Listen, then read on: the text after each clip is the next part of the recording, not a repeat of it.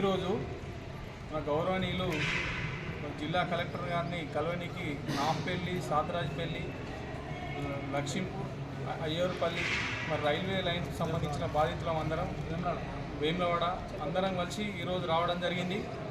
మరి అందులో భాగంగా మరి అడిషనల్ కలెక్టర్ గారిని కలిసి వినతి పత్రం ఇవ్వడం జరిగింది. ఎందుకనగా మరి సబ్ రిజిస్టర్ వాల్యూ ఏదైతుందో దాని ప్రకారం తీసుకొని మాకు అగ్రికల్చర్ వేసినారు, అది నాన్ అగ్రికల్చర్ కింద తీసుకొని మరి పరిహారం పెంచి ఇవ్వాలని చెప్పి మా డిమాండ్ ఏదైతుందో సార్కి చెప్పడం జరిగింది.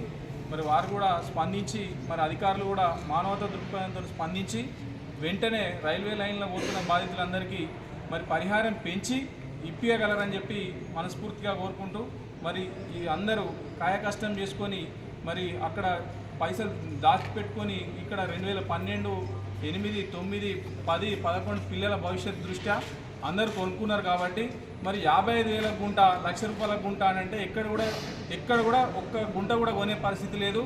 కావున మరి తీవ్రంగా మేము నష్టపోతున్నాం. మరి దేనికై మీరు ప్రభుత్వం కూడా మరి ప్రజల పక్షాన నిలబడి మరి నాయకులు కూడా ప్రజల పక్షాన నిలబడి మరి రైల్వే బాధితులకు అందరికీ న్యాయం చేయాలని చెప్పి మనస్ఫూర్తిగా కోరుకుంటున్నాం. మరి ఈ న్యాయం జరగకపోతే మరి న్యాయ పోరాటానికి సిద్ధమవుతామని చెప్పి తెలియజేస్తున్నాం.